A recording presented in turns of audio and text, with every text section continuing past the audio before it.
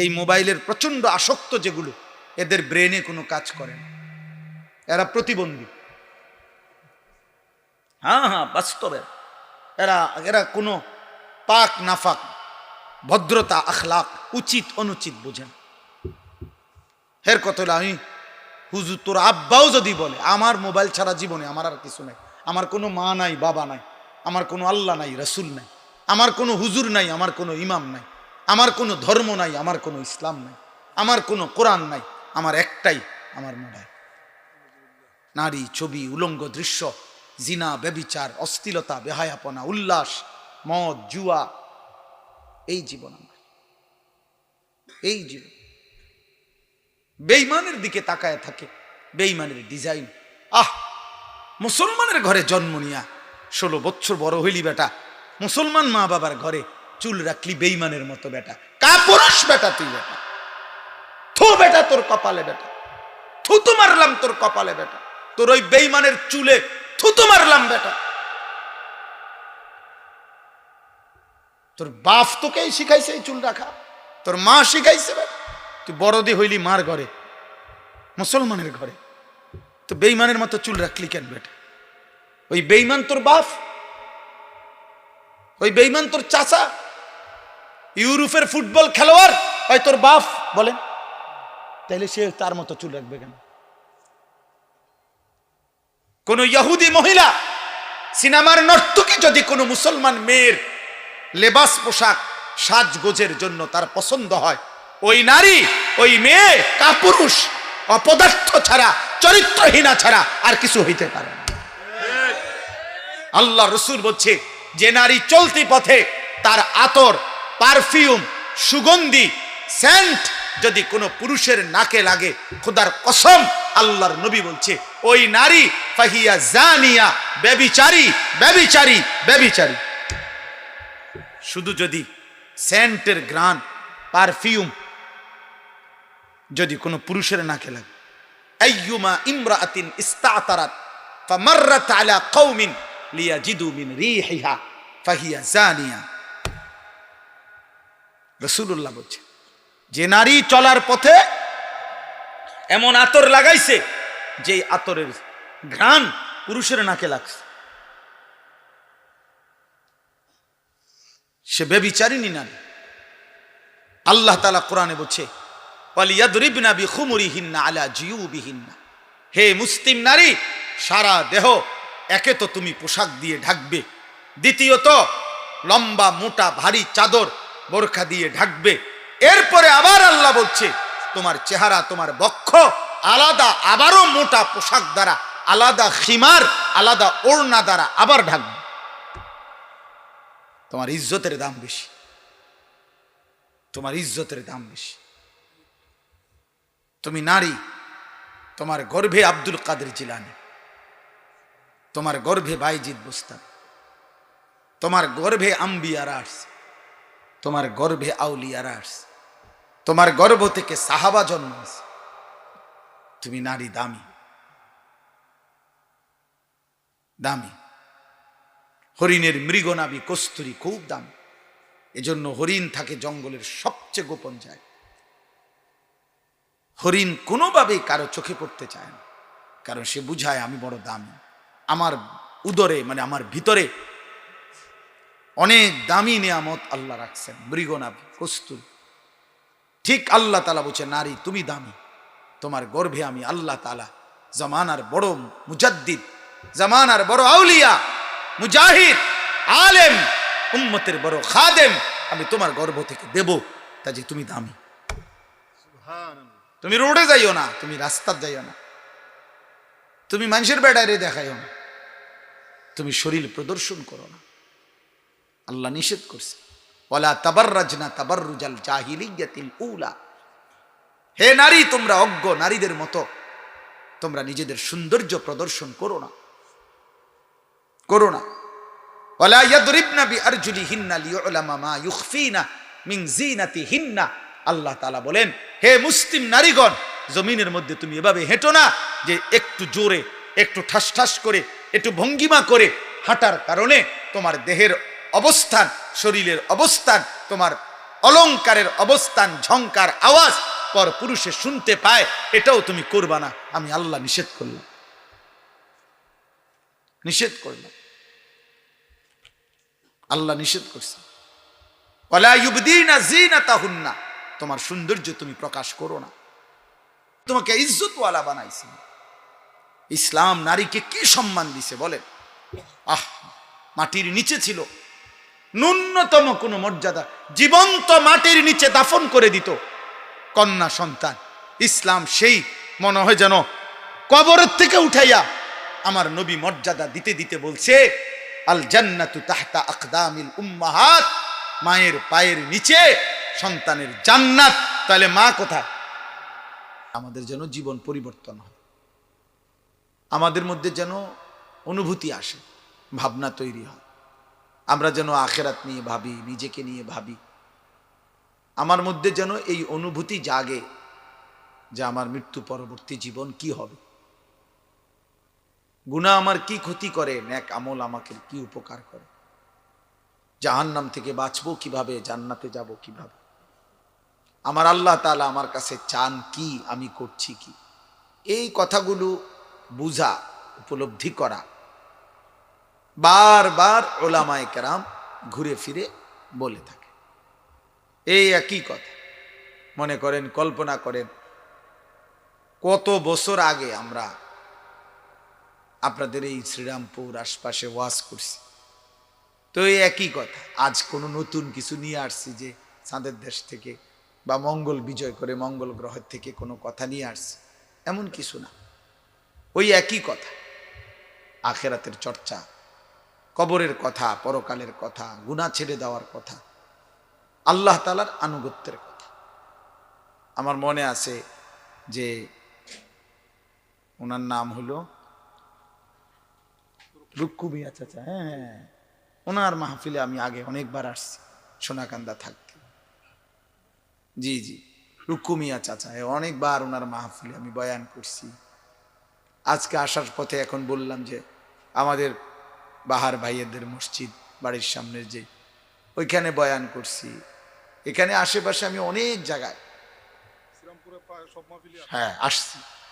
তাইলে বলার উদ্দেশ্য হলো ভাই, এই বছরের পর বছর আল্লাহ যেটুকু বলার তৌফিক দিছেন, মূল ফিকির আখিরাত, মূল ফিকির পরকাল। আমাদের কারো কোনো জনপ্রিয়তা দিয়ে দুনিয়াবি কোনো ফায়দা নেই, আখিরাতের কোনো ফায়দা নেই। পদ পদবী, সুনাম সুখ্যাতি, জনপ্রিয়তা, লোক বেশি লোক কম, এর মধ্যে কিচ্ছু নেই, বরং ঈমান আমলের মধ্যেই সবকিছু, একটা একটা গুনাহ ছেড়ে দেওয়ার মধ্যেই সবকিছু। ওয়াকিফুহুম ইন্নাহুম মাসউলুন, কোরআনুল কারীমের মধ্যে আছে আল্লাহ তাআলা হাসরের দিন ফেরেশতাদেরকে বলবেন, আমার একজন একজন বান্দাকে এনে আমার সামনে দাঁড় করাও, আমি আল্লাহই আমার বান্দাকে জিজ্ঞেস করব। তাইলে একজন একজন করে আল্লাহ তাআলা আমাদের প্রত্যেককে জিজ্ঞেস করবে, ইমাম সাহেবকেও, মুসল্লিকেও, বক্তা শ্রোতা সকলকে, পীর মুরিদ সকলকে, সকলকেই আল্লাহ তাআলার সামনে হিসাবের মুখোমুখি হইতে হবে। জিন্দেগির আমল নামা হাতে নিতে হবে, সারা জীবনের কর্তব্য, করণীয় কর্মকাণ্ড আল্লাহ তাআলা আমাদের হাতে তুলে দিবেন। ফায়ুনাব্বিউকুম বিমা কুনতুম তা'মালুন, আল্লাহ বলেন তিনি আল্লাহই তোমাদেরকে জানিয়ে দেবেন তোমরা সারা জীবন যা করেছ।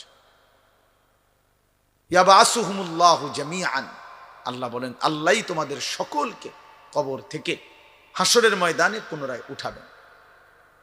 ফায়ুনাব্বিউহুম বিমা আমিলু, অতঃপর যাই করেছে বান্দা সব কিছু আল্লাহ শুনাবেন। আহসাহুল্লাহু ওয়া নাসু, আল্লাহ বলেন হইতে পারে আমার বান্দা নিজে ভুলে গেছে, কিন্তু আমি আল্লাহ গুনে গুনে হিসাব করে রেখেছি। ওয়া কুল্লা শাইইন আহসাইনাহু কিতাবা, আমি সব কিছু আমল নামার মধ্যে গুনে গুনে লিখে রাখছি। বান্দা তোমার এক বিন্দু জুলুম হবে না। অহুম লা ইউজলামুন, আল্লাহ তাআলা বলছেন আখিরাতে বান্দা এক বিন্দু জুলুম হবে, তোমার একটা নেকিও কম হবে না, তোমার একটা গুনাহও বেশি হবে না। ঠিক তুমি যা করেছো তাই, ঠিক তুমি যা করেছো তাই। কোনো কমতি বেশতি, লা জুলমাল ইয়াউম। হাসরের দিন আল্লাহ বলবেন, বান্দা আজ কোনো জুলুম হবে না, আজ ইনসাফ হবে, আজ ন্যায় বিচার হবে। আজকে আমি আল্লাহ তাআলা এই পৃথিবীতে হয়তো জালেম জুলুম করে এলাকা ছেড়ে গেছে গা, এই পৃথিবীতে হয়তো জালেম জুলুম করে কবরে চলে গেছে, মজলুম মাটিতে, মজলুম হয়তো কবরে, জালেম মাটিতে। তাইলে বিচার প্রার্থী হয়তো কবরে, হ্যাঁ, আপনার যার বিচার বিবাদী সে মাটিতে। অর্থাৎ এখন তো এরকম ব্যবধান। আল্লাহ বলবেন হাসরের ময়দানে, বান্দা আজ আমি সবাইকে একত্রে সামনে আসি, জালেম মজলুম, নির্যাতিত নির্যাতনকারী, সম্পদ লুণ্ঠনকারী, আবার যার সম্পদ লুণ্ঠন করছে সে, বাদী বিবাদী সব এখানে আছে। আজকে শতভাগ ইনসাফের ফয়সালা, ইনসাফের ফয়সালা। ওয়া নাদাউ মাওয়াজিন আল কিসত, আমি আল্লাহ তাআলা ইনসাফের পাল্লা আমি আল্লাহ তাআলা স্থাপন করব। এই জন্য আমরা কিতাবের মধ্যে পড়ছি যে আল্লাহ তাআলা নির্দিষ্ট একটি দিন আখিরাত কেন নির্ধারণ করছেন? এই জন্য নির্ধারণ করেছেন সেদিন সকলকে একসাথ করবে। আজকে মনে করেন কবরে গিয়া যদি একটা লোক আল্লাহর কাছে বিচার প্রার্থী হয়, ওই ব্যক্তি আমারে জুলুম করছে, আল্লাহ আমি এটার বিচার চাই, তো ওই লোক তো এখনো মরে নাই, আপনি না মরে গেছে, তাইলে ব্যবধান হইতে পারে। কিন্তু আখিরাত একটি নির্দিষ্ট দিন, সেদিন সকলেই একই জায়গায় কি থাকবে?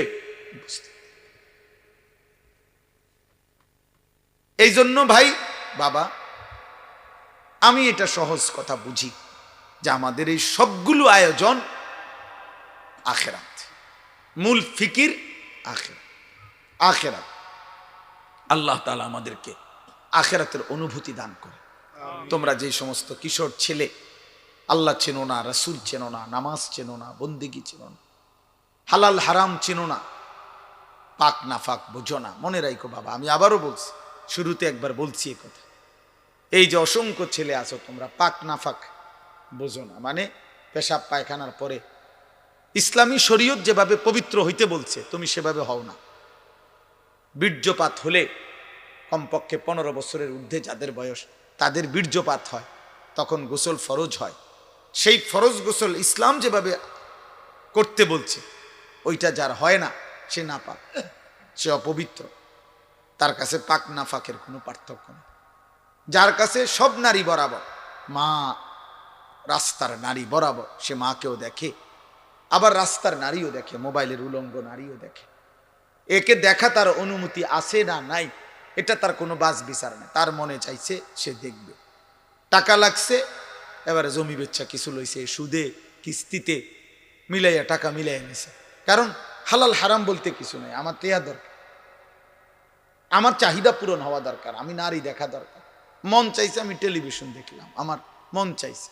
হালাল না হারাম এই পার্থক্য জ্ঞান খোদার কসম যার মধ্যে নাই, ওই জানোয়ার, ওই কি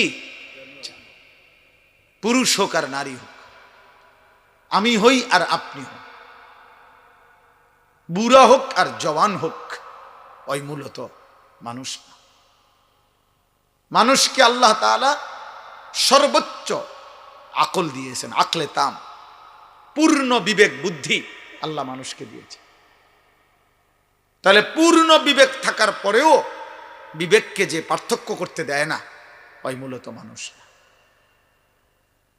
এই জন্য কোরআনুল কারীমের মধ্যে বহু আয়াতে কথা আল্লাহ বলছে, উলাইকা কাল আনআম, আল্লাহ তাআলা বলছে এই নাফরমান এই জানোয়ারের মতো, বাল হুম কাল আনআম ইন হুম ইল্লা কাল আনআম।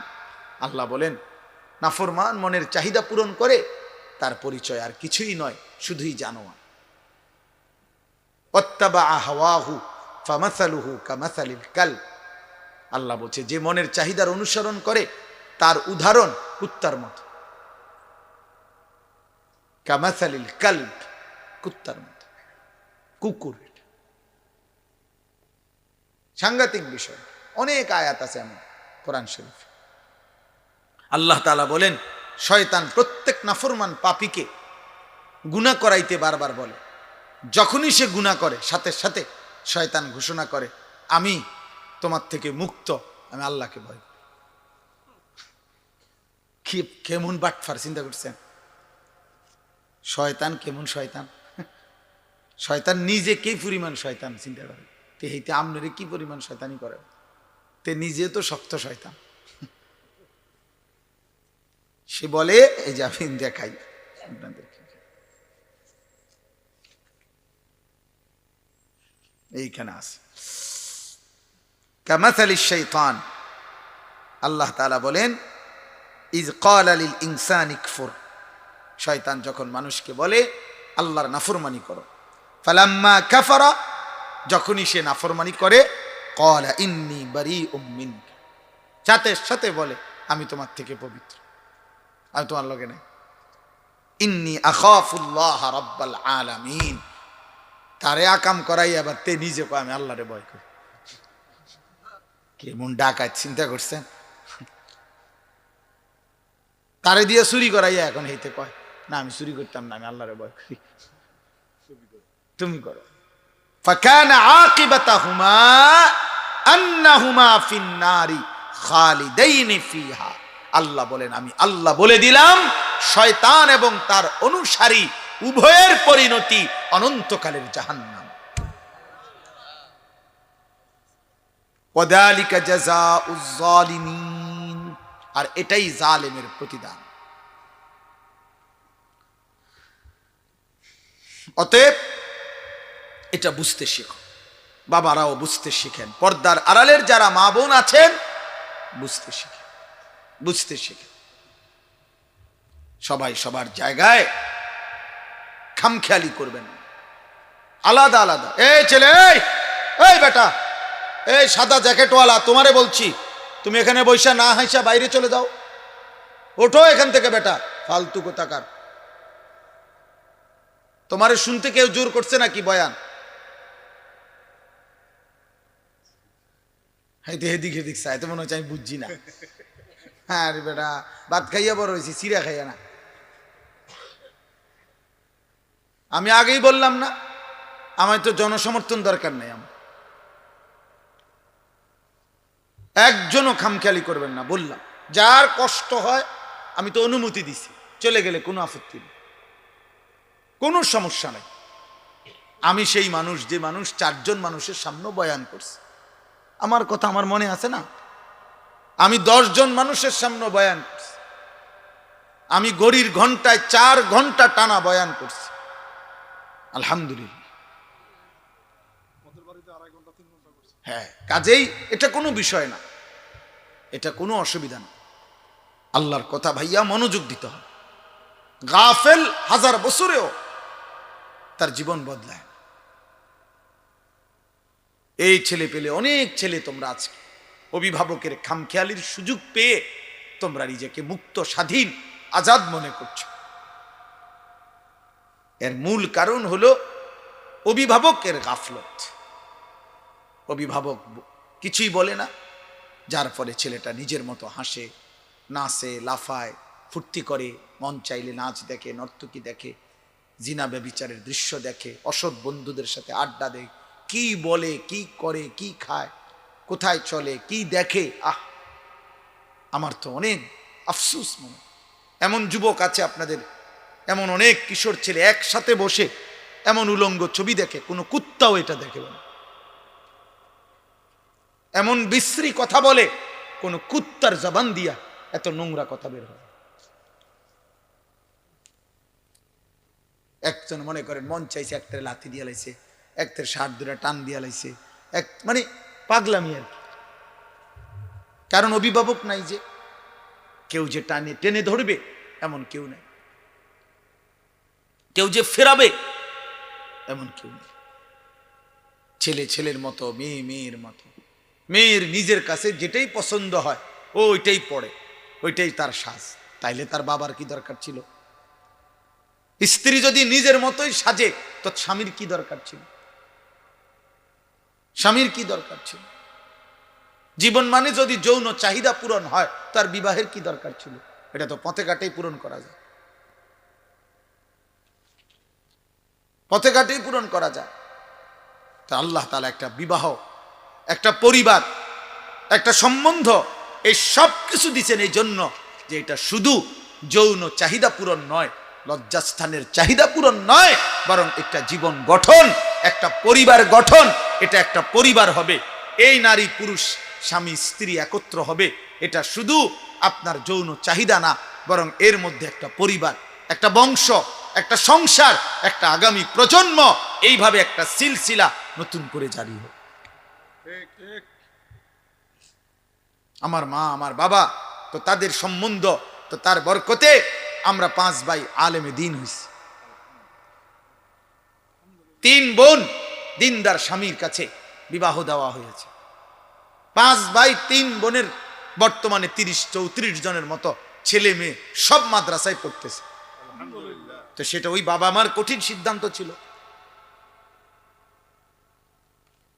তাহলে একটা জেনারেশন, একটা ফ্যামিলি। হযরত ইব্রাহিম আলাইহিস সালাম আল্লাহর ঘর কাবা পুনর্নির্মাণ করে ইসমাইলকে সাথে নিয়ে বাবা পুত্র মিলে দোয়া করছে, আল্লাহ আপনি আমাদেরকে ওয়ামিন যুররিয়াতিনা উম্মাতাম মুসলিমাতাল লাক। অনেকগুলো দোয়া, এর মধ্যে এটা একটা দোয়া যে আল্লাহ কিয়ামত পর্যন্ত আমাদের বংশধারায় আপনি এমন মানুষ রাখবেন যারা আপনার আনুগত্যশীল মুসলিম, এমন জাতি কিয়ামত পর্যন্ত আমার ফ্যামিলিতে রাখে। 30 বছর পরে, 50 বছর পরে, 70 বছর পরে যেন আমার ফ্যামিলি হারিয়ে না যায়, যে আর কেউ আল্লাহ চিনে না, আর কেউ সেজদা দেয় না, আর কেউ মসজিদে যায় না, আর কেউ রবের কোরআন চিনে না। এই পৃথিবীতে হাজারো লক্ষ মানুষের ফ্যামিলি খোদার কসম এমন আছে 70 বছর পরে, 50 বছর পরে, 30 বছর পরে ওই ফ্যামিলির আর কেউ আল্লাহ চিনে না, আর কেউ নামাজ পড়ে না। হয়তো দাদা নামাজ পড়তো, হয়তো দাদার বাবা নামাজ পড়ত। আমাদের ইন্ডিয়ার একজন বড় বুজুর্গ আওলাদে রসুল সৈয়দ আরশাদ মাদানী হযরত একবার এটা বলছিলেন, এক দেশে সফরে গিয়ে একটি ছোট্ট গ্রামের পাশে ওনারা গাড়ি থামাইয়া নামাজের ওয়াক্ত হইছে, তো নামাজ পড়ছেন। তো নামাজ যখন রাস্তার পাশে রুমাল বিছাইয়া ওনারা 4 জন যখন নামাজ পড়ছেন, তো ওই রাস্তার পাশের বাড়ির ভিতর থেকে একজন বৃদ্ধা নারী, 90-92 বছর বয়স্কা নারী, বুড়া মানুষ, লাঠি ভর দিয়ে ওনাদের কাছে এসে জিজ্ঞেস করছে যে তোমরা এটা যা করলা এখন কি করলা এটা? তো ওনারা বুঝাইয়া বলছেন যে এটা আমাদের রবের প্রার্থনা, ইবাদত, নামাজ। তখন ওই বৃদ্ধা নারী চোখের পানি ফেলে কাইন্দা বলছে, ওনার ওই আল্লাহওয়ালা বলছেন যে ওই বৃদ্ধা নারী চোখের পানি ফেলে বলছে, তোমাদের এই দৃশ্য দেখে আমার মনে পড়তেছে ছোট্টবেলায় আমি যখন পিচ্চি ছিলাম আমার দাদি নানিরা এরকম করত। আমার দাদি নানিরা এমন করতেন। আজ সময়ের ব্যবধানে তারা ভুলে গেছে, ওই চিনতেছে না নামাজ কি। মনে করেন 60 বছর, 50 বছর যখন, 30 বছর যখন কোনো ফ্যামিলিতে হালাল উপার্জনের কোনো কথা হয় না, তো একদিন সব হারাম করবে। একদিন নাতি ফুত সবে বুঝবো যে সুদের ব্যবসা, কিস্তির ব্যবসা, বাটপাড়ির ব্যবসা, এটাই জীবন। এটাই একটা ছেলে যদি 40 বছর, 30 বছর, 20 বছর জন্মের পর থেকে সে যদি ছোট্টবেলায় বুঝ হওয়ার পর থেকেই দেখে তার বাপ দাদা চাচা ভাই সব বিড়ি সিগারেট খায়, এই ছেলেটা বুঝবে এটাই জীবন। একটা মেয়ে যদি বুঝ হওয়ার পর থেকে দেখে তার মা বেপরদা, চাচার লগে কথা কয়, ভাসুরের সাথে কথা বলে, যে কোনো মানুষের লগে কথা কয়, রাস্তাঘাটে চলাফেরা করে, তো খোদার কসম ওই মেয়ে এটাই শিখবে যে এটাই জীবন, এটাই জীবন। এই জন্য আজকে আমি প্রথম আপনাদের কাছে এই বালিকা মাদ্রাসা মুসলমানের মেয়েদেরকে দিন শিখায়, মুসলমানের ছেলেদেরকে আলাদা দিন শিখায়। এই ব্যবস্থাপনা আমাদের হক্কানি রব্বানি উলামায়ে কেরামের, যে মুসলমানের কন্যা আলাদা দিন শিখবে, মুসলমানের ছেলে আলাদা দিন শিখবে, যেন কোনো পর্যায়ে কোনোভাবে গুনার কোনো স্পর্শ যেন না হয়। কারণ ছেলে মেয়ের, নারী পুরুষের নির্দিষ্ট সময়ে একত্র হওয়া বিবাহের মাধ্যমে, এটা আল্লাহ তাআলার এমন চূড়ান্ত, এমন একটা নিয়ামত। এই নিয়ামতের বরকতে প্রজন্মের পর প্রজন্ম, যদি আব্দুল কাদের জিলানীর বাবা মা একত্র না হতেন তো জামানার এই আউলিয়া কোত্থেকে আসত? যদি বাইজিদ বুস্তামির মা বাবা একত্র না হতেন তো বাইজিদ বুস্তামি নামের এই জামানার বিখ্যাত বুজুর্গ কেমনে আসত বলেন? এই জন্য নারী পুরুষ, স্বামী স্ত্রীর পবিত্র বন্ধন, এটা গুরুত্বপূর্ণ একটি সমাজের দায়িত্ব। এটা ছেলেদের আখলাকের হেফাজত করা, মেয়েদের আখলাকের হেফাজত করা। একটি পরিবারের প্রধান, খোদার কসম, বাবা মার প্রথম দায়িত্ব তার পরিবারের ছেলে মেয়েদের ঈমান, আমল, আখলাকের হেফাজত করা। আল্লাহর নবী সাল্লাল্লাহু আলাইহি ওয়াসাল্লাম বলছেন, তোমরা তোমাদের সন্তানের বয়স যখন 10 বছর হয়, ওয়াফাররিকু বাইনাহুম ফিল মাদাজি। আল্লাহর নবী সরাসরি বলছেন, তোমাদের সন্তানের বয়স যখন 10 বছর হয় তোমরা বিছানা আলাদা করো। স্পষ্ট নিষেধ ইসলামী শরীয়তের মধ্যে যে 10 বছর বয়সী দুই ভাই, আপন দুই ভাই, এক লেফ কম্বলের নিচে শোয়া, স্পষ্ট নিষেধ। 10 বছর বয়সী দুই বোন, ভাই বোন, আপন ভাই বোন একত্রে এক বিছানায় শোয়া সম্পূর্ণ নিষেধ। অথচ স্বাস্থ্য ভাই, জ্যাঠতো ভাই, আত্মীয় স্বজনের বিয়ার বাড়ি, 8 বছর, 10 বছর, 12 বছরের জি ফুত ফুলাফান সব ডিরে এক লগে হুতাই দিয়ে গেছে, সব ডি শুয়ালা একসাথে। হায় রে মুসলমান, এত অসভ্যতা করে আল্লাহ পাওয়া যায়? এত অসভ্যতা করে সুখ পাওয়া যায়? ইসলাম একেবারে ছোট্ট কোলের বাচ্চাটার পর্যন্ত নজরদারি রাখছে। নবী সাল্লাল্লাহু আলাইহি ওয়াসাল্লাম এত গুরুত্ব দিছে যে একটা বাচ্চার নাম এত গুরুত্বপূর্ণ যে আজীবন নবীজি যখনই কারণ নাম শুনছেন এলোমেলো, আল্লাহ নবী তৎক্ষণাৎ সুন্দর নাম ঠিক করে দিছে। এখন ঠিক করো, এখন ঠিক করো। নামের সাংঘাতিক প্রভাব। বুজুর্গানে দিন বলে, মানুষের বক্তব্যের, মানুষের লিখনির শিরোনাম দেখেই বোঝা যায় ভিতরে কি হবে। কোনো মানুষের নাম শুনেই বোঝা যায় তার ঘর, তার পরিবার, তার ফ্যামিলির রুচি, ঈমান, আমল, আখেরাত, তাদের ফিকির কেমন। নামে তুইছে রিফন, নামে তুইছে লিটন, নামে তুইছে সফন, তো তার বাবার ভিতরে, মার ভিতরে আখেরাত পরকাল কদ্দুর আছে এটা তো শুনলেই বোঝা যায়। নাম শুনেই তো আন্দাজ করা যায়। বুঝেন নাই কথা? নামেই তো লিফি, নামেই সোনালি, হ্যাপি, তো নাম শুনেই তো আন্দাজ করা যায় মা বাবার কলিজার ভিতরে আখেরাত আছে কি। এটা আল্লাহর নবী বলছেন। একটি বাচ্চার হক, অধিকার তার সুন্দর নাম। নামের সাংঘাতিক আসর, প্রভাব। এই জন্য আমি বললাম আমাদের এটা প্রত্যেকের জিম্মাদারি, আমাদের দায়িত্ব, এটা আমাদের এটা জিম্মাদারি। আমরা যেন আমাদের আখলাকের হেফাজত করি, নিজের পরিবারের, এটা নজর রাখা। আপনারা যদি আপনাদের ছেলে মেয়ে, আপনাদের পরিবারের মধ্যে যদি আপনারা ঈমান, আমল, আখেরাতের চর্চা না করেন, বাবা কে করে দিবে? আপনার ছেলেকে আমি ঠিক করে দেব কেন? আপনার ছেলেকে মসজিদের ইমাম ঠিক করবে কেন? মাহফিলের বক্তার কাছে কয়, হুজুর বেডি ইত্তিরি ভালো করে কইয়া দিয়েন। মাহফিলের বক্তারে দায়িত্ব দিছে, আমনে বেডি হেবডার আমি ঠিক করে দিতাম, ভালো করে কইয়া দিবেন। কেন? আপনি ঘোড়ার ঘাস পারেন? আপনি পুরুষ না? আপনি কাপুরুষ? কমান্ড মানবে এই কারণে মানে না, যখন তার কলিজার ভিতরে আখিরাত নাই।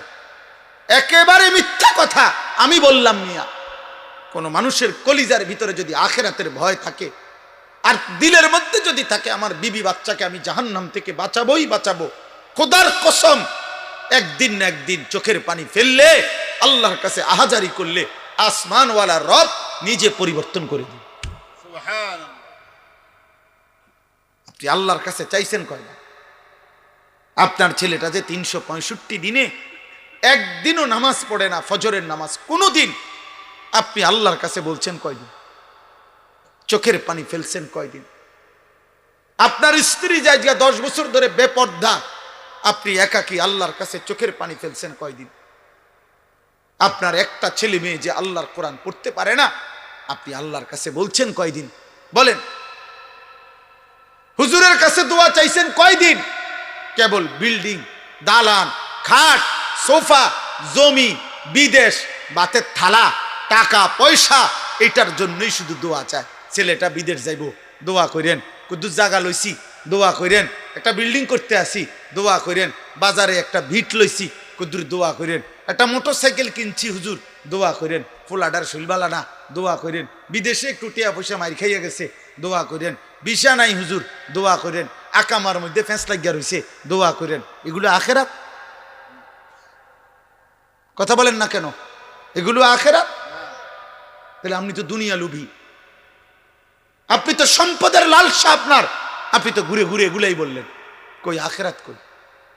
ইব্রাহিম আলাইহিস সালাম তো বলছে, আল্লাহ আমি আর কিছু চাই না, আপনার ঘর কাবার বানানোর বরকতে বিনিময়ে আমার বংশধর কিয়ামত পর্যন্ত আপনার আনুগত্যশীল উম্মতে মুসলিমা হিসাবে আমার ফ্যামিলিরে কবুল করে। তাই বাবার চাওয়া এটা, বাবার চাওয়া হবে এটা, আল্লাহ আমি দুনিয়া থেকে চলে যাব, বিল্ডিং থাকবে না, ওরা পারলে করবে, কিন্তু আমার বংশধর যেন কিয়ামত পর্যন্ত আপনাকে চেনে, আপনার সেজদা করে। নবীজি হাদিসের মধ্যে আছে, নবীজির সাহাবী আনসার যারা মদিনার, ওনারা একদিন নবীজিকে বলছে, ইয়া রাসূলুল্লাহ আপনি আমাদের জন্য একটু দোয়া করেন। আল্লাহর নবী বলছে, আল্লাহুম্মা গফিরিল আনসার, আল্লাহ আমার আনসার সাহাবীদেরকে মাফ করে দেন। তো সাহাবীরা তো মনে করছে শেষ, নবীজি শেষ করে নাই। ওয়া বানিল আনসার, আল্লাহ আমার আনসারের ছেলেদেরকেও মাফ করে দেন। ওয়া আবনাই বানিল আনসার, আল্লাহ আমার আনসারের সন্তানের সন্তানদেরকে মাফ করে দেন। এইভাবে 7 পুরুষ পর্যন্ত নবীজি দোয়া করছে। দোয়া চাইছে শুধু উনি নিজের জন্য, আল্লাহর নবী ওনার বংশধারার 7 পুরুষ পরবর্তী প্রজন্মের জন্য নবী মাগফিরাতের দোয়া করে দিয়েছে। তাইলে দোয়া তো এটা, দোয়া তো আখিরাত, দোয়া তো স্ত্রী সন্তান এবং নিজের পরকাল, পরকাল। এই জন্য বাপ, একটি সুন্দর সমাজ গঠন করতে হইলে, একটি নিরাপদ পরিবার, একটি নিরাপদ সমাজ সাজাইতে হইলে ছেলে মেয়ে নারী পুরুষের ইসলাম যেই বিধান দিছে, যার অবস্থান যেভাবে থাকার কথা, যাকে যেভাবে চলার কথা, যার জন্য যেটুকু অনুমতি, খোদার কসম এটা না মানলে আল্লাহর এই জমিন কোনোদিন শান্তি স্বস্তি নিরাপদ হবে না। একটি সমাজের গুরুত্বপূর্ণ অংশ হলো এটা, নারী পুরুষের চলা ফেরা, উঠা বসা, আচরণ শরীয়ত মোতাবেক চলা। ছেলে মেয়ে যদি অবাধ চলে, নারী পুরুষ যদি অবাধে চলে, কারো মধ্যে যদি পর্দা, সতীত্ব, ইজ্জত এর কদর না থাকে, প্রত্যেকেই যদি যার যার মন মতো নিজের চাহিদা পূরণ করে, যে যার সাথে যেমনি সুযোগ হয়, তাইলে খোদার কসম একটি সমাজ পবিত্র হবে না।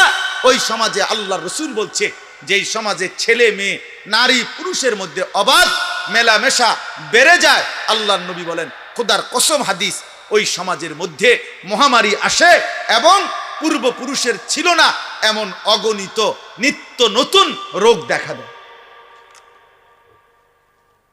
আল্লাহর নবী সাল্লাল্লাহু আলাইহি সাল্লাম, লাম তাজহারিল ফাহিশাতু ফি কওমিন কাত্তু ইল্লা ফাশা ফীহিমুত তাউন ওয়াল আওজা আল্লাতী লাম তাকুন মাদাত ফি আসলাফিহিম। মহামারী দেখা, কুলের বাচ্চা মাত্র মায়ের পেট থেকে বের হইছে, এই বাচ্চার ডাক্তার এমন রোগ বলে যেটা পৃথিবী কোনোদিন শুনেনি। মাত্র পেটের বাচ্চা বাইর হইছে, মাত্র বাচ্চাটা এমন বাচ্চাও এখন হাজার হাজার রোগাক্রান্ত। আহারে কি আশ্চর্য! মায়ের গুনাহ, বাবার গুনাহ, এই সমাজের গুনাহ, আমাদের গুনাহ। নালে এই মাসুম বাচ্চার তো কোনো গুনাহ নেই। আছে কোনো গুনাহ? আমাদের গুনাহ, আমাদের পাপ আমাদের বাচ্চার জীবন অস্থির করে দিছে। এই জন্য আজকে আমি যেই সূরাটা পড়ছি, আমার মূল বক্তব্য এই কথাটা বুঝানো আপনাদের কাছে। এই একজনই বুঝে, একজনই বুঝে। এই বালিকা মাদ্রাসা আলাদা, ছেলেদের মাদ্রাসা আলাদা। মুসলমানের কন্যা দিন শিখবে আলাদা, মুসলমানের মেয়ে ছেলে দিন শিখবে আলাদা। নারী পুরুষের শরীয়তের যেই সীমারেখা, এটা যেখানেই লঙ্ঘন হবে সেখানেই ইনসান আর ইনসান থাকবে না, পশু হয়ে যাবে, পশু হয়ে যাবে। এই জন্য ইসলামী শরীয়তের মধ্যে সবচেয়ে কঠোর, কোন মুসলমানদের উপরে, মুসলিম সমাজে ইমানদারদের যত পাপ আছে, এই সমস্ত পাপের মধ্যে সবচেয়ে ভয়ানক ইসলামের শরীয়তে, কোরআনে, আল্লাহর বিধানে সবচেয়ে ভয়ানক শাস্তি হলো জিনা এবং ব্যভিচারের শাস্তি।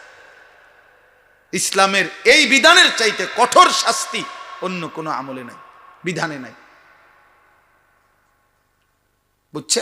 ইসলামে যত শাস্তি আছে তার মধ্যে ব্যভিচারের শাস্তি, নারী পুরুষ ছেলে মেয়ের অবাধ মেলামেশা, এটার শাস্তি সবচেয়ে জঘন্য। এই জন্য আসমানের নিচে জমিনের উপরে মুসলমানের দ্বারা হতে পারে সবচেয়ে জঘন্য পাপ কোনটি? জিনা, ব্যভিচার। ব্যভিচার আল্লাহ তাআলা এটা কোনোভাবে মেনে নেয় না। হাদিসের মধ্যে আছে, আমি যে হাদিস পড়ছি, মা মিন আহাদিন আগিয়ারু মিনাল্লাহ আন ইয়াজনিয়া আবদাহু আও আন তাজনিয়া আমাতাহু। নবীজি বলেন, আল্লাহ তাআলার সবচেয়ে বেশি গুসা হয় জমিনের কোন পাপে? আল্লাহ বলেন, কোন পুরুষ যখন, নবী বলেন, কোন পুরুষ যখন জিনা করে, কোন নারী যখন জিনা। আজকে আপনাদের এই ছেলেদেরকে জিজ্ঞেস করেন যে বাবা, আল্লাহকে সাক্ষী রেখে বলো, এই মুশরিক বেঈমানের মতো এই ফ্যাশনেবল চুল তুমি রাখছো কারে দেখাইতে? গরুরে দেখাইতে, না ছাগল রে, না বুড়া মানুষের দেখাইতে? বলবে তার কলজা ছিঁড়ে আপনি বের করলে দেখবেন কোন মেয়েকে দেখাইতে, আর কোনো কারণ নেই, আর কোনো কারণ নাই, আর কোনো কারণ। এই সমস্ত ছেলে যুদ্ধ করে মাত্র 16 বছর বয়স, রাতভর দিনভর সারাটা দিন এই মোবাইলে আসক্ত, মোবাইলটা ছাড়তে চায় না, মার লগে যুদ্ধ করে, বাবার সাথে যুদ্ধ করে, প্রয়োজনে ঘর ছেড়ে দিবে, প্রয়োজনে মা বাবার সাথে চোখ রাঙ্গাবে, কারণ তার মোবাইল তার লগে থাকতে হইব 24 ঘন্টা। তার জিজ্ঞাসা করেন, তার কলিজাটা খুলে দেখেন, তার কলিজাটার ভিতরে নারীর আসক্তি, জিনার ব্যভিচারের আসক্তি, সারা রাত উলঙ্গ ছবি আর নর্তকী দিনভর দেখার জন্য এই হাইওয়ান 24 ঘন্টা মোবাইল ব্যবহার। আর কোন 16 বছরের কোন বাচ্চার 24 ঘন্টা বড় মোবাইলের কোনো দরকার নেই। 18 বছরের একটা ছেলের এত লম্বা টাইম মোবাইলের দরকার নেই। বলে পড়ালেখার কাজ আছে, তো পড়ালেখার কাজ রাত 12টার পর থেকে সকাল 8টা পর্যন্ত তোর কোন পড়ালেখা? ওই সময় জমা দে তোর বাপের কাছে এটা।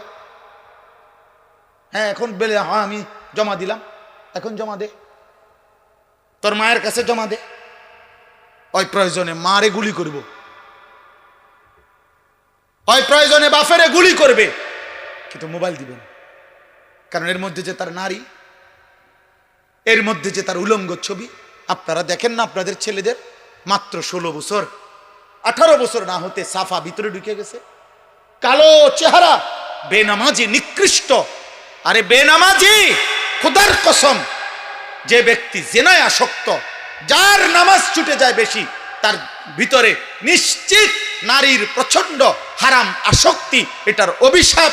এই অভিশাপের কারণে আমরা কিতাবে পড়ছি, হারাম প্রেম, হারাম ইশক মানুষকে নামাজ ছুটায় দেয়, আল্লাহ ভুলায় দেয়, মুশরিক বানায় দেয়, মুশরিক।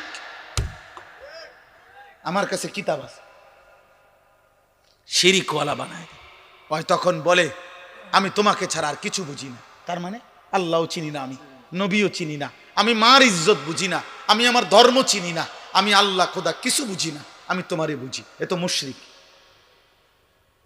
এ তো বেঈমান।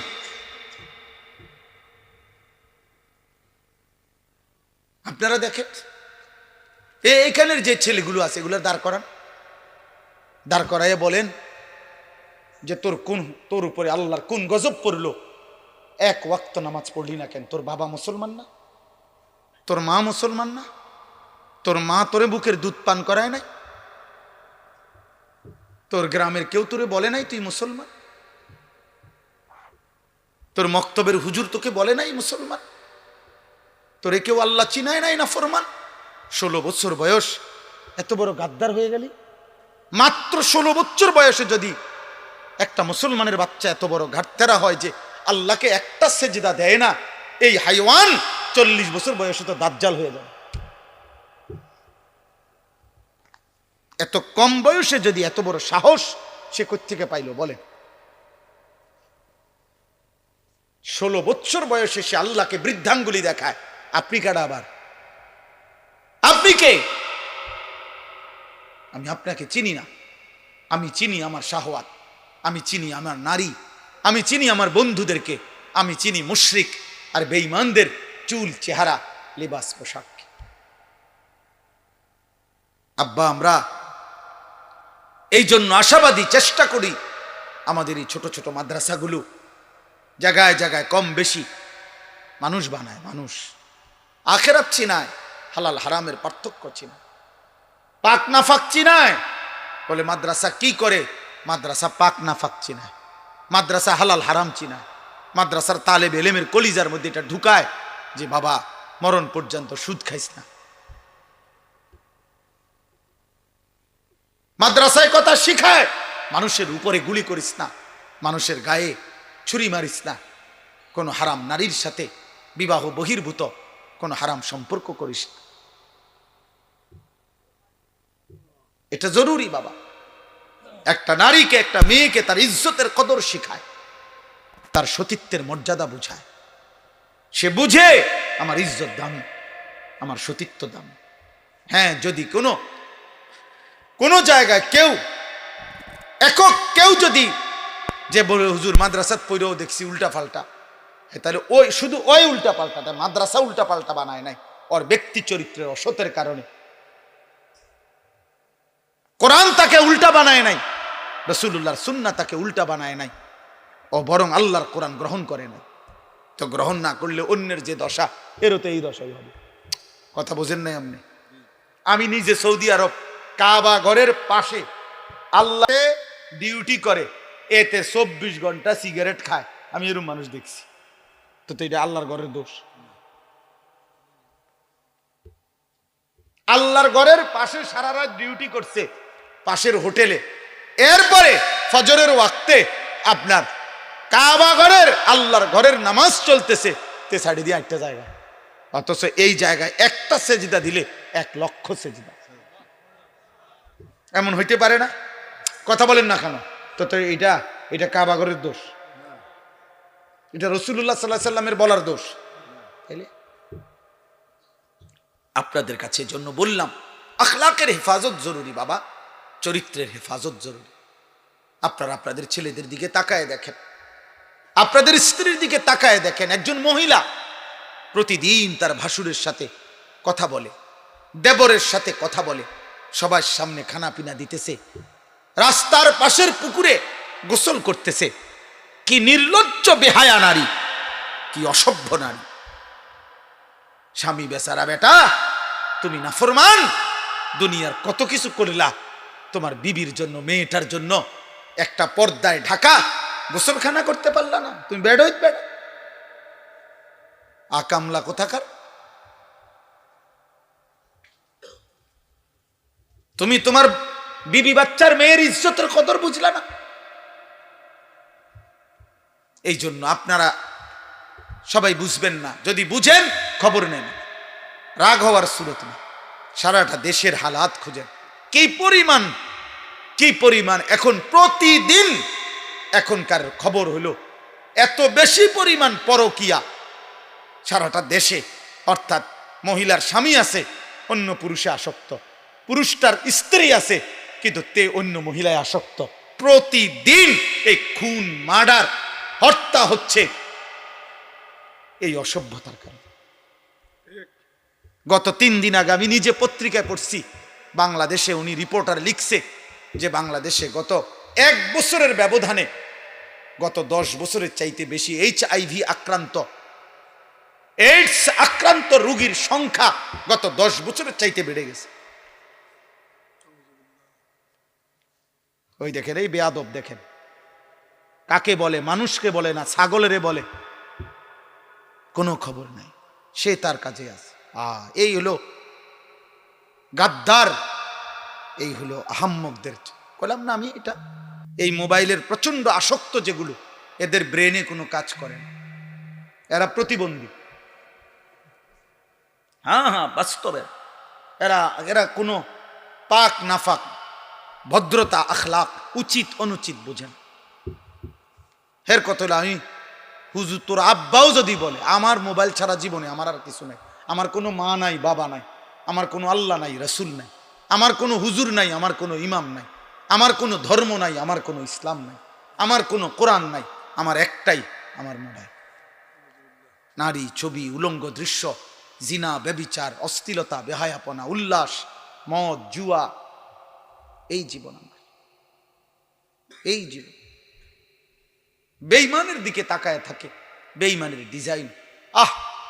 মুসলমানের ঘরে জন্ম নিয়া 16 বছর বড় হইলি বেটা, মুসলমান মা বাবার ঘরে চুল রাখলি বেঈমানের মতো বেটা, কাপুরুষ বেটা তুই বেটা, থু বেটা তোর কপালে বেটা, থুতু মারলাম তোর কপালে বেটা, তোর ওই বেঈমানের চুলে থুতু মারলাম বেটা। তোর বাপ তোকে শিখাইছে এই চুল রাখা, তোর মা শিখাইছে বেটা, তুই বড়দি হইলি মার ঘরে, মুসলমানের ঘরে, তো বেঈমানের মতো চুল রাখলি কেন বেটা? ওই বেঈমান তোর বাপ, ওই বেঈমান তোর চাচা, ইউরোপের ফুটবল খেলোয়াড় হয় তোর বাপ, বলেন তাইলে সে তার মতো চুল রাখবে কেন? কোন ইহুদি মহিলা, সিনেমার নর্তকী যদি কোনো মুসলমান মেয়ের লেবাস, পোশাক, সাজগোজের জন্য তার পছন্দ হয়, ওই নারী, ওই মেয়ে কাপুরুষ, অপদার্থ ছাড়া, চরিত্রহীনা ছাড়া আর কিছু হইতে পারে না। আল্লাহ রসুল বলছে, যে নারী চলতি পথে তার আতর, পারফিউম, সুগন্ধি, সেন্ট যদি কোনো পুরুষের নাকে লাগে, খোদার কসম আল্লাহর নবী বলছে ওই নারী ফাহিয়া জানিয়া, ব্যভিচারী, ব্যভিচারী, ব্যভিচারী। শুধু যদি সেন্টের ঘ্রাণ, পারফিউম যদি কোনো পুরুষের নাকে লাগে, আইয়ুমা ইমরাআতিন ইস্তাতারাত ফামাররাত আলা কওমিন লিয়াজিদু মিন রিহিহা ফাহিয়া জানিয়া। রাসূলুল্লাহ বলছে, যে নারী চলার পথে এমন আতর লাগাইছে যে আতরের ঘ্রাণ পুরুষের নাকে লাগছে, সে ব্যভিচারিণী নারী। আল্লাহ তাআলা কোরআনে বলছে, ওয়ালিয়াদরিবনা বিখুমুরিহিন্না আলা জিয়ুবিহিন্না, হে মুসলিম নারী, সারা দেহ একে তো তুমি পোশাক দিয়ে ঢাকবে, দ্বিতীয়ত লম্বা মোটা ভারী চাদর, বোরখা দিয়ে ঢাকবে। এরপরে আবার আল্লাহ বলছে তোমার চেহারা, তোমার বক্ষ আলাদা, আবারও মোটা পোশাক দ্বারা, আলাদা খিমার, আলাদা ওড়না দ্বারা আবার ঢাকবে। তোমার ইজ্জতের দাম বেশি, তোমার ইজ্জতের দাম বেশি। তুমি নারী, তোমার গর্ভে আব্দুল কাদের জিলানী, তোমার গর্ভে বাইজিদ বুস্তামি, তোমার গর্ভে আম্বিয়ারা আসছে, তোমার গর্ভে আউলিয়ারা আসছে, তোমার গর্ভ থেকে সাহাবা জন্ম আছে। তুমি নারী দামি, দামি। হরিণের মৃগনাভি কস্তুরী খুব দামি, এজন্য হরিণ থাকে জঙ্গলের সবচেয়ে গোপন জায়গায়। হরিণ কোনোভাবেই কারো চোখে পড়তে চায় না, কারণ সে বুঝায় আমি বড় দামি, আমার উদরে মানে আমার ভিতরে অনেক দামি নিয়ামত আল্লাহ রাখছেন, মৃগনাভি, কস্তুরী। ঠিক আল্লাহ তাআলা বলছে, নারী তুমি দামি, তোমার গর্ভে আমি আল্লাহ তাআলা জামানার বড় মুজাদ্দিদ জামানার বড় আউলিয়া, মুজাহিদ, আলেম, উম্মতের বড় খাদেম আমি তোমার গর্ভ থেকে দেব। তা যে তুমি দামি, তুমি রোডে যাইও না, তুমি রাস্তার যাইও না, তুমি মানুষের বেড়ায় দেখাইও না, তুমি শরীর প্রদর্শন করো না। আল্লাহ নিষেধ করছে, ওয়ালা তাবাররাজনা তাবাররুজাল জাহিলিয়াতিল উলা। হে নারী, তোমরা অজ্ঞ নারীদের মতো তোমরা নিজেদের সৌন্দর্য প্রদর্শন করো না, করো না। ওয়ালা ইয়াদরিবনা বিআরজুলিহিন্না লিউলামা মা ইউখফিনা মিন যিনাতিহিন্না। আল্লাহ তাআলা বলেন, হে মুসলিম নারীগণ, জমিনের মধ্যে তুমি এভাবে হেঁটো না যে একটু জোরে, একটু ঠাস ঠাস করে, একটু ভঙ্গিমা করে হাঁটার কারণে তোমার দেহের অবস্থান, শরীরের অবস্থান, তোমার অলংকারের অবস্থান, ঝংকার আওয়াজ পর পুরুষে শুনতে পায়, এটাও তুমি করবা না। আমি আল্লাহ নিষেধ করলাম,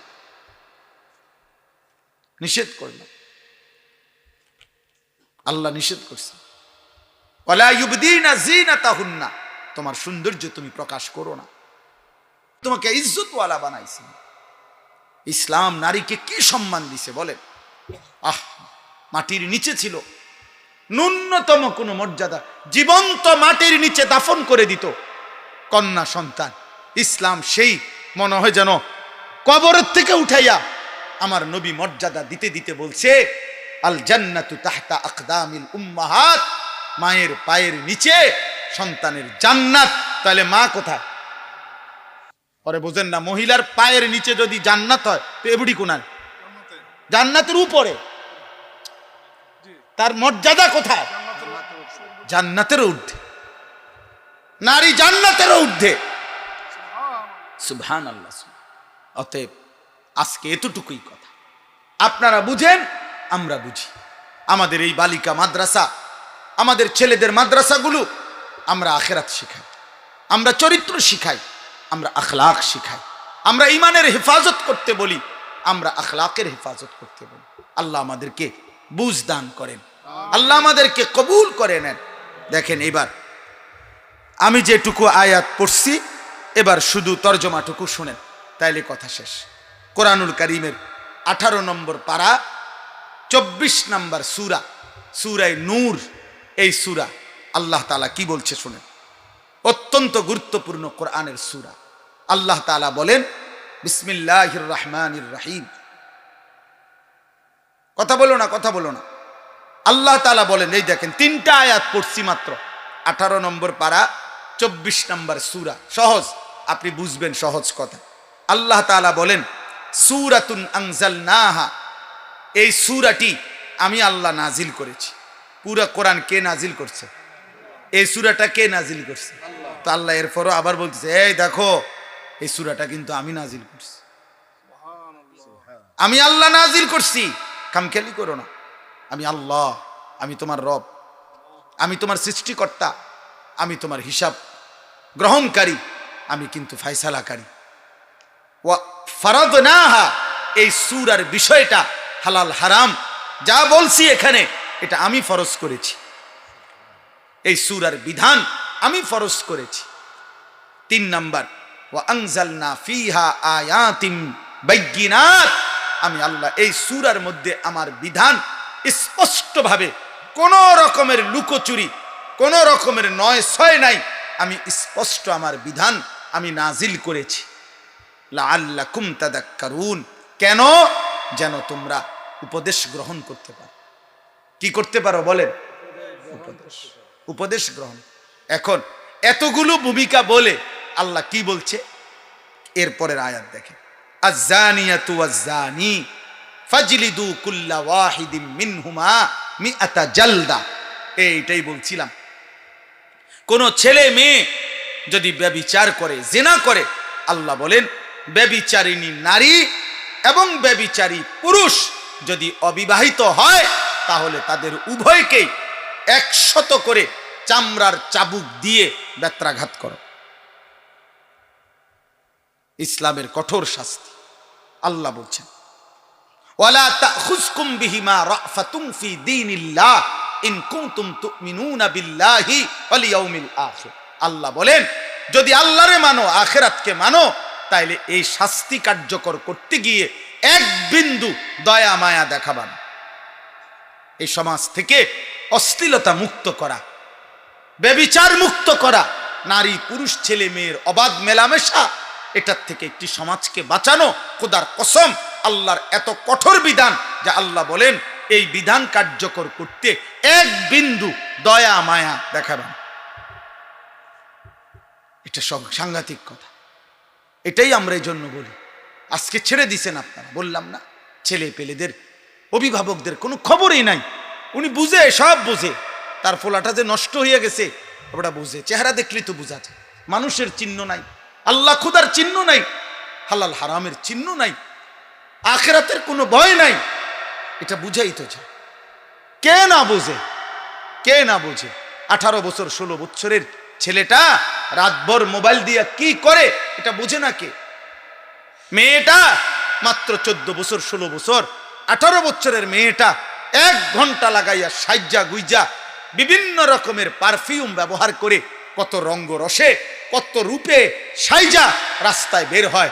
আপনি বুঝেন না বাবা, আপনার মেয়েটা কারে দেখাইতো বুঝলা রাস্তায় গেছে, আপনি সিরা খান, আপনি বুঝেন না? আপনি বুঝেন না? আল্লাহ তাআলা বলছেন ছেলে কিংবা মেয়ে যদি অবিবাহিত হয়, তারা যদি ব্যভিচার করে, তাদেরকে 100 চামড়ার চাবুক দিয়ে বেত্রাঘাত করো। আর তাফসীরের মধ্যে আছে, আল্লাহ রাসূল সাল্লাল্লাহু আলাইহি সাল্লাম বলছেন আল্লাহর বিধান যদি বিবাহিত পুরুষ এবং নারী, এই যেটাকে আমাদের সমাজে পরকীয়া বলে, স্ত্রীর স্বামী আছে কিন্তু অন্য মহিলার সাথে, পুরুষের সাথে জিনা করে, পুরুষের স্ত্রী আছে কিন্তু অন্য মহিলার সাথে ব্যভিচার করে, আল্লাহ বলছেন ফারজুমুহুমা, এই 2 নাফরমান পাপীকে পাথর মারতে মারতে অভিশপ্তদেরকে দুনিয়া থেকে সরায় দাও। পাথর মারো, পাথর, পাথর এভাবে মারবা, পাথর মারতে মারতে মৃত্যু দাও, মরা পর্যন্ত পাথর। কি সাংঘাতিক কথা বলেন! তার মানে এটাই বলছিলাম, কথা তো এটাই বলছি যে আসমানের নিচে জমিনের উপরে কোন মুসলমানের দ্বারা, কোন মুমিনের দ্বারা, খোদার কসম আল্লাহ বলে বান্দা আমি এটা সহ্যই করতে পারি না যে মুসলমান পরিচয় দিয়ে ছেলে মেয়ে নারী পুরুষ অবাধ মেলামেশা করবে, আমি আল্লাহ এটা মাইনে নিতে পারি না। কেন? আমি তো সকল চাহিদা পূরণের হালাল ব্যবস্থা রাখছি, আমি খাবারের চাহিদা পূরণ করছি, আমি পানির চাহিদা পূরণ করছি, আমি লজ্জাস্থানের চাহিদা পূরণের হালাল ব্যবস্থা, পবিত্র বিবাহ আমি তো রাখছি, তাইলে তুমি কেন নাফরমানি করবে? তুমি কেন অসৎ হবে? এই জন্য আল্লাহ বলছেন ওয়ালিয়াশহাদ আযাবাহুমা তাইফাতুম মিনাল মুমিনিন।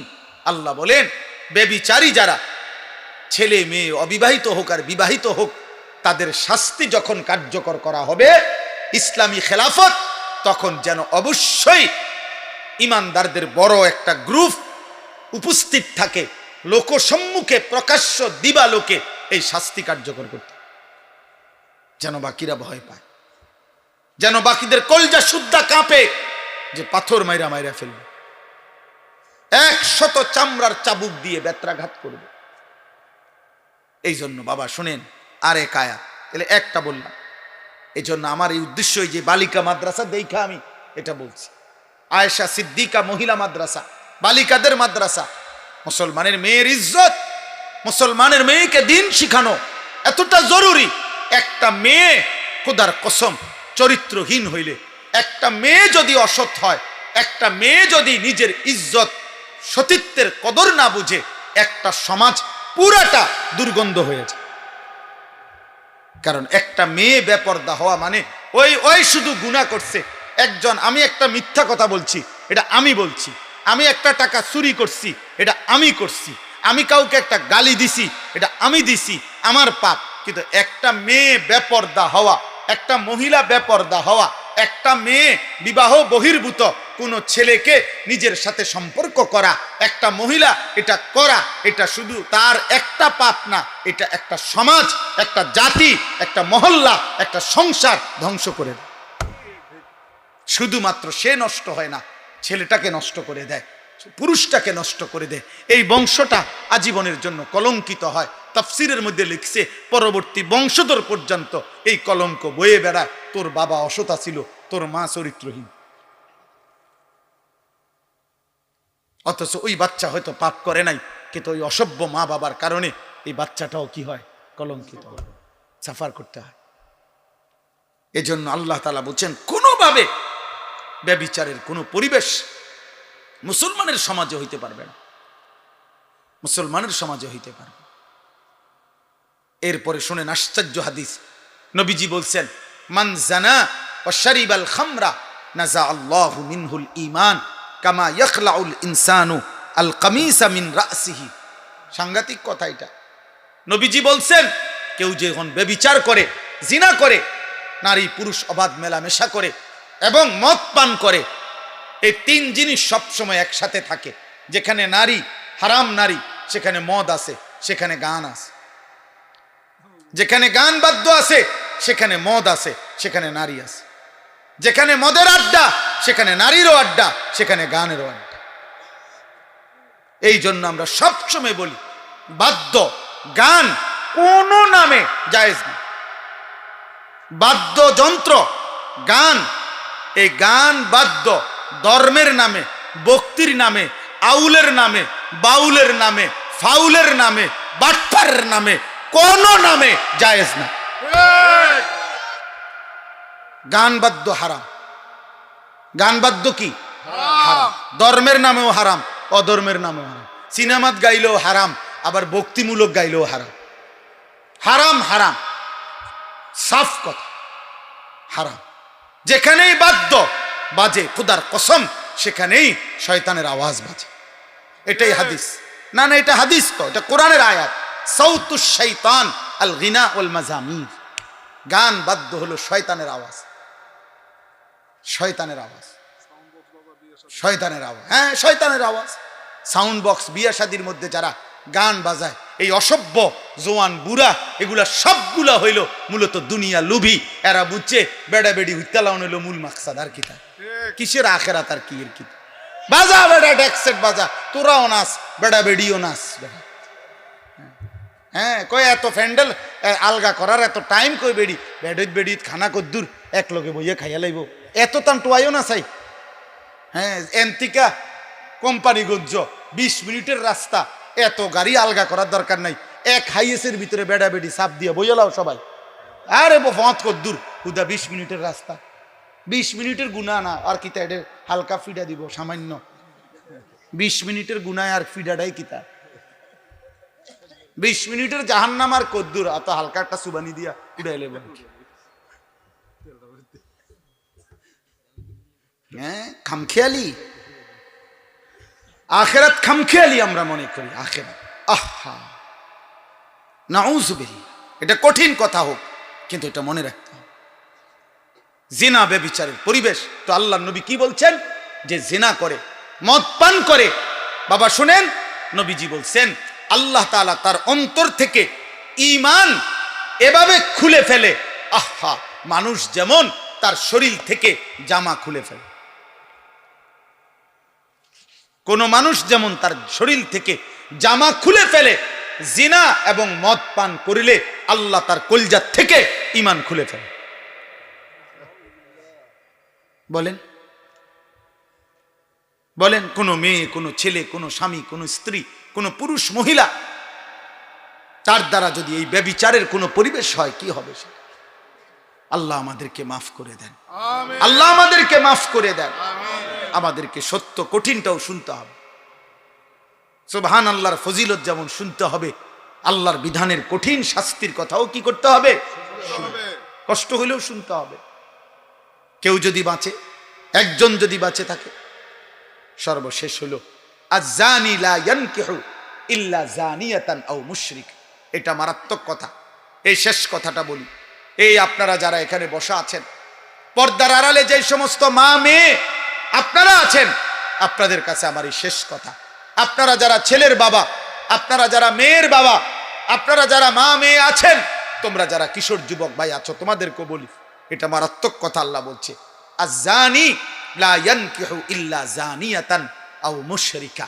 আল্লাহ বলে যেই পুরুষ ব্যভিচারী, যেই পুরুষ চরিত্রহীন, যেই পুরুষ লম্পট, যেই পুরুষ বিবাহের আগেই কোনো মেয়ের সাথে হারাম সম্পর্কে লিপ্ত, খোদার কসম আল্লাহ ওয়াদা দিছে যে অয় বিবাহ করবে যাকে, সে আরেকটা ব্যভিচারিণী নারী হবে অথবা মুশরিক বেঈমান নারী হবে। তোর কপালে পবিত্র কিছু জুটবে না, পবিত্র কিছু জুটবে। সেদিন বুঝবা বাবা, সেদিন বুঝবা মা, সেদিন বুঝবা বোন, স্বামী যখন 2 নম্বর হবে, স্ত্রী যখন 2 নম্বর হবে। দুনিয়া কত কঠিন। যার ঘরের বিবি খারাপ, যার ঘরের স্ত্রী চরিত্রহীন, তার আর জাহান্নামের আগুন জ্বলতে হয় না, তার জাহান্নাম ঘরেই জ্বলে। আল্লাহ বলেন ওয়াজ্জানিয়াতু লা ইয়ানকিহুহা ইল্লা জানিন আও মুশরিক, এবং কোন ব্যভিচারিণী খারাপ চরিত্রের মেয়েকে, নারীকে আল্লাহ নিজে বলছে বিবাহ করতে চাইবে না।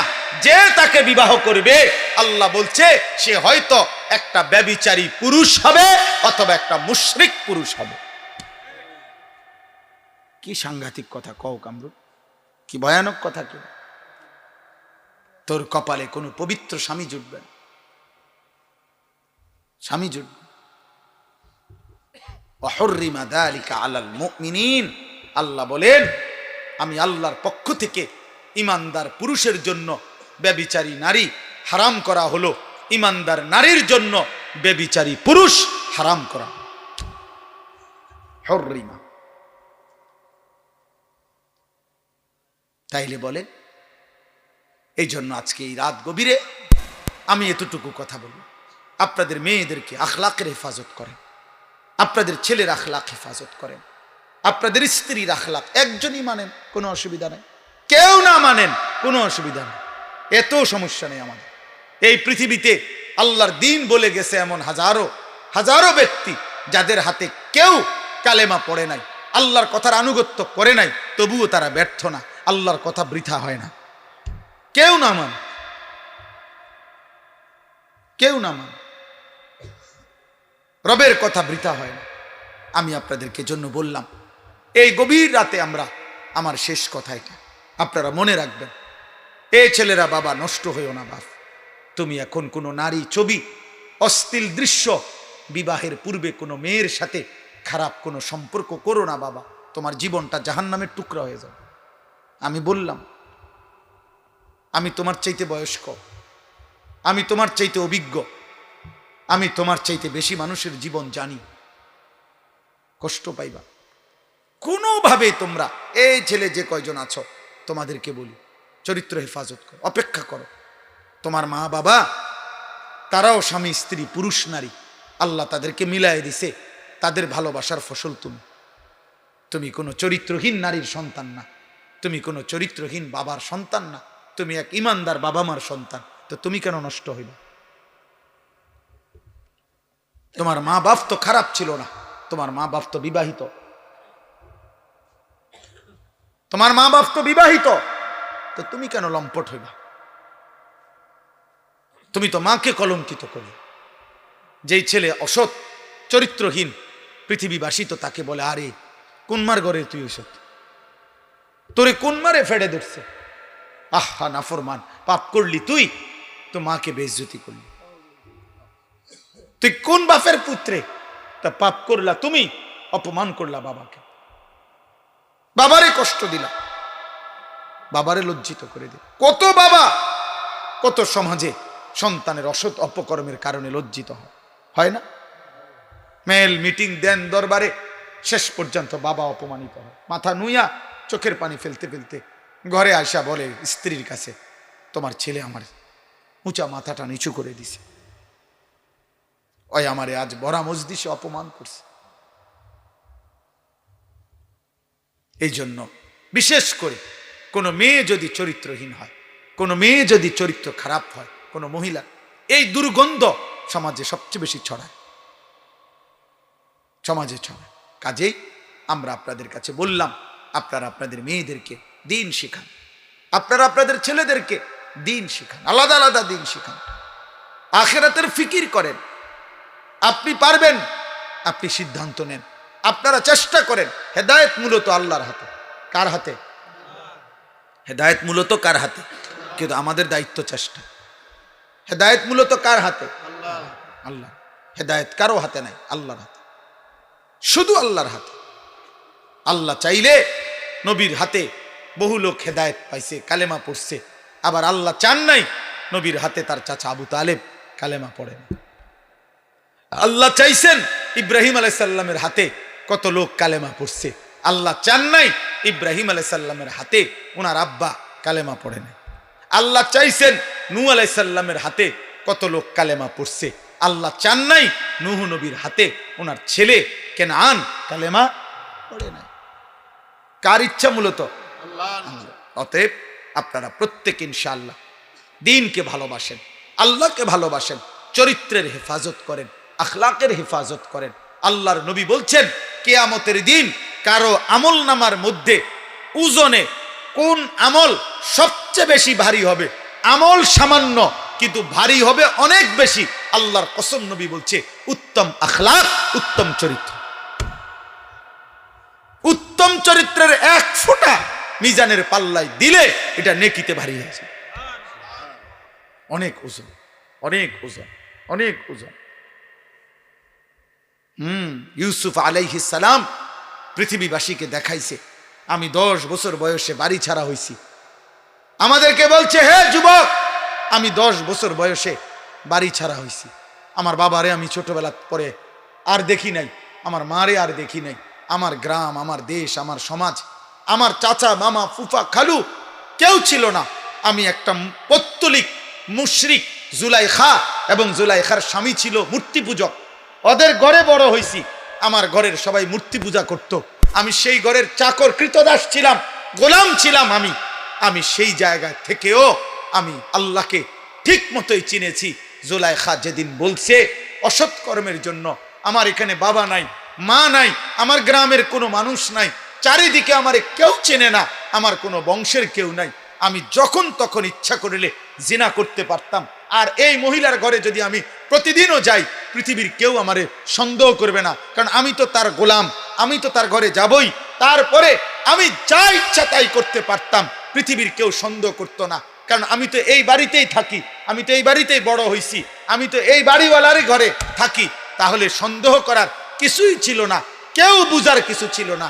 কিন্তু ইউসুফ আলাইহিস সালামকে যখন জুলাইখা বলছে, হেই তালাক, ইউসুফ আমার দিকে আসো, অসৎ কামনা বাসনা চরিতার্থ করো, এই ঘরে দাঁড়িয়ে 25 বছরের ঊর্ধ্বে যুবক ইউসুফ আলাইহিস সালাম, যার বাবা নাই, মা নাই, অথচ এমন জায়গায় দাঁড়িয়ে প্রথম শব্দ তিনি বলছেন, মাআযাল্লাহ, জুলাইখা, তোর হাত থেকে আমি আমার আল্লাহর পানাহ চাই। সুবহানাল্লাহ। ক্বালা মাআযাল্লাহ ইন্নাহু রাব্বি আহসানা মাসওয়াই। ইউসুফ আলাইহিস সালাম দ্বিতীয় কথা বলছে, জুলাইখা, তুমি জানো না আমার রব আমার বড় মেহেরবান এক রব, এক অসহায়, যার কোনো ঘর নাই, বাড়ি নাই, যারে তার ভাইরা বাড়ির থেকে বের করে দিছে, কূপে ফেলে দিছে, এমন একজন অসহায় ছেলে আমি। এই অসহায় ছেলে আমি ইউসুফকে আমার আসমানওয়ালা রব সেই ছোট্টবেলা থেকে লালন পালন করে বড় উত্তম আশ্রয়ে লালন পালন করেছেন। আমি কেমনে এমন মালিকের নাফরমানি করব? 3 নম্বরে বলছে, ইন্নাহু লা ইউফলিহুজ জালিমুন।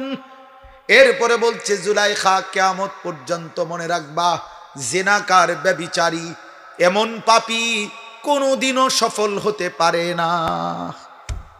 লা ইউফলিহু, ব্যভিচারী সফল হয় না, চরিত্রহীন যুবক, পুরুষ, নারী সফল হয় না,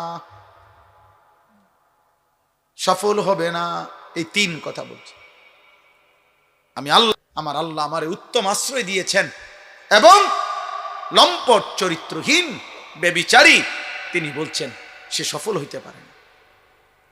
এগুলোর জন্য সবগুলো শেষ পর্যন্ত তওবা না করিলে, এই যতগুলো ছেলে মেয়ে বিবাহ বহির্ভূত হারাম সম্পর্ক করে, এগুলো শেষ পর্যন্ত এই পৃথিবীতে অচল অপদার্থ ধ্বজভঙ্গ হিসাবে পড়ে থাকে। হ্যাঁ, অল্প কয়দিন পরে নেশা ছুটে যায়, অল্প কয়দিন পরে যৌবনের চাহিদা ছুটে যায়, অল্প কয়দিন পরে যৌবনের সক্ষমতা চলে যায়। হ্যাঁ, দেখেন না হার্বাল কোম্পানির কাগজ জেন দিয়ে লাগায়, 30টা লাগায়। হ্যাঁ, মূল কারণ তো এটা, ওরা জানে যে চরিত্রহীন যুবক আসবে, এই জন্য আপনার জেন দিয়ে পোস্টার লাগায়, 30টা করে লাগায়। হারা জানে লক্ষ লক্ষ কিশোর যুবক চরিত্র নষ্ট করে হায়াত শেষ করে দিছে। এই জন্য আমি অনুরোধ করছি, আল্লাহকে চেনেন, আখিরাতকে চেনেন, গুনাহ ছাড়েন, বলেন ইনশাআল্লাহ, বলেন ইনশাআল্লাহ। কোরআনুল কারীমের মধ্যে আল্লাহ বলছেন, যে জিনা করবে ওমান ইয়াফআল যালিকা ইয়ালকা আসামা, আমি তাকে শাস্তির মুখোমুখি করবই। কোরআনের আয়াত। কেমন শাস্তি? ইউদাআফ লাহাল আযাব, আমি জিনার শাস্তি দ্বিগুণ করব। আল্লাহ আমাদেরকে হেফাজত করেন। আজ আমি আপনাদের কাছে অনুরোধ করলাম, আপনারা আপনাদের ছেলেদেরকে মেয়েদেরকে দিন শিখান। আপনি চেষ্টা করেন, হাল ছেড়ে দিবেন না, হাল ছেড়ে দিয়েন। আল্লাহ এই মাদ্রাসা কবুল করেন, আল্লাহ তাআলা এই মাদ্রাসার জরুরত পূরণ করে দেন। শেষবারের মতো আমি আলহামদুলিল্লাহ আপনারা আগে দিছেন, আমি শুধু 1 মিনিট আপনাদের কাছে বলি, মাদ্রাসার জন্য আপনারা নগদ 2-4 জন ভাই উঠেন, আপনাদের পকেটে যদি থাকে আপনারা মাদ্রাসার জন্য একটু একটু সহযোগিতা করেন। এখনই আমি দোয়া করছি, এই দোয়ার আগে এই মাদ্রাসার জন্য আপনাদের ভালোবাসা দিয়ে নগদ আপনারা সামান্য যেটুকু সম্ভব হয় আপনারা দেন। আল্লাহ ঠকাবে না, বরকত হবে ইনশাআল্লাহ। উঠেন, উঠেন, 1 জন বা 2 জন উঠো ভাই, 2-1 জন এলাকার বাড়ির কেউ উঠো। মাশাআল্লাহ, নেও ভাই, হাতে হাতেই নাও, রুমাল লাগবে না, হাতে হাতে নাও, দেন। আপনারা প্রত্যেকে, ছেলেরা বাপ তোমরাও দাও, যে যেটুকু হয় মহব্বত করে দেন। আল্লাহুম্মা সাল্লি আলা মুহাম্মাদ ওয়া আলা আলি মুহাম্মাদ কামা সাল্লাইতা আলা ইব্রাহিম ওয়া আলা আলি ইব্রাহিম ইন্নাকা হামিদুম মাজিদ। আমাদের গ্রামের একজন মুরব্বী আবুল কাশেম খোকন, উনি আইসিইউতে আছে। আল্লাহ শিফা করেন। আমাদের সাবেক মন্ত্রী আলহাজ ব্যারিস্টার ওয়াজিবুল ইসলামী আমাদের গ্রামের সন্তান, উনিও খুব অসুস্থ, ওর জন্য একটু দোয়া করবেন। আল্লাহ শিফা করেন।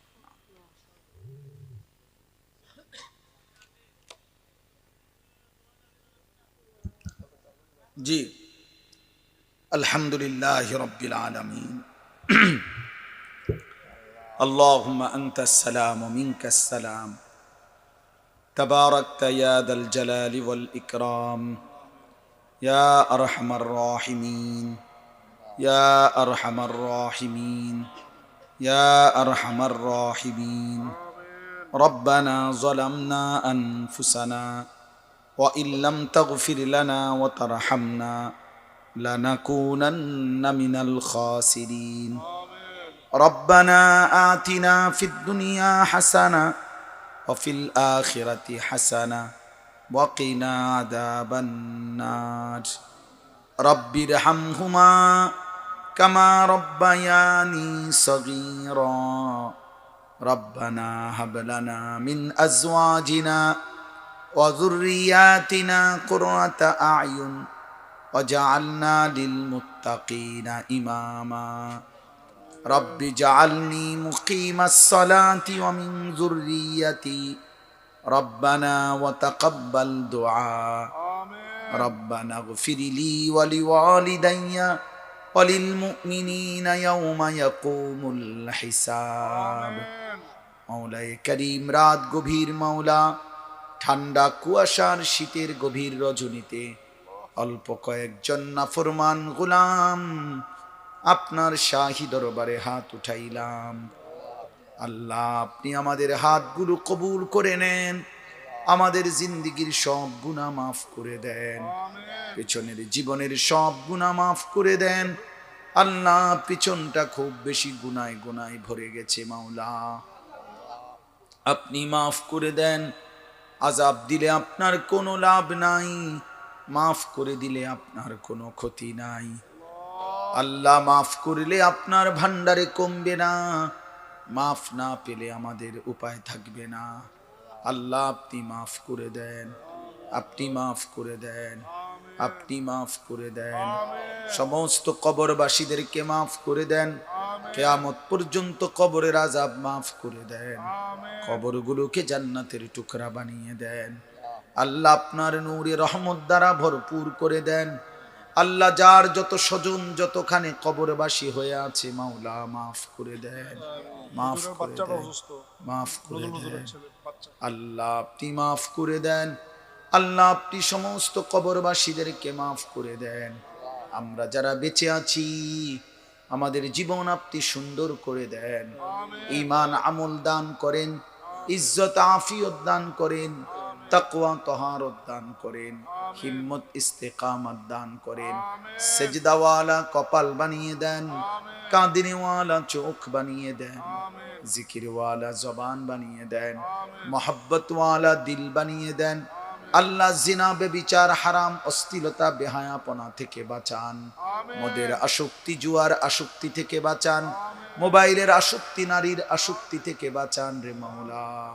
আল্লাহ আল্লাহ আল্লাহ আল্লাহ ইউসুফ আলাইহিস সালামের মতো উত্তম আখলাক দান করেন। আসহাবে কাহাফের মতো ঈমান দান করেন। নবী সাল্লাল্লাহু আলাইহি সাল্লামের সুন্নাত মানবার তৌফিক দান করেন। আল্লাহ জীবনটা কাজে লাগাবার তৌফিক দেন। আয় আল্লাহ অসুস্থ বিমারি যারা শিফা করে দেন। আল্লাহ যতজন যতভাবে অসুস্থ হয়ে আছে, আল্লাহ যতজনের জন্য দোয়া চাওয়া হয়েছে সমস্ত অসুস্থ বিমারিদেরকে শিফা করে দেন। আল্লাহ কেউ আইসিইউতে আছে, কেউ বৃদ্ধ অবস্থায় আছে, কেউ ছোট্ট মাসুম বাচ্চা হয়ে অসুস্থ আছে। আল্লাহ প্রত্যেকেই যার যত অসুস্থতা সব অসুস্থদেরকে আপনি শিফায়ে কামেলা আজেলা দান করেন। আল্লাহ আমাদেরকে সুস্থতার হায়াত দেন, পেরেশানি দূর করে দেন, অভাব দূর করে দেন, অস্থিরতা দূর করে দেন, ঋণ মুক্ত করে দেন। আল্লাহ এই মাদ্রাসা আপনি কবুল করে নেন, মাদ্রাসা আপনি কবুল করে নেন, মাদ্রাসা আপনি কবুল করে নেন, মাদ্রাসা আপনি কবুল করে নেন, মাদ্রাসা আপনি কবুল করে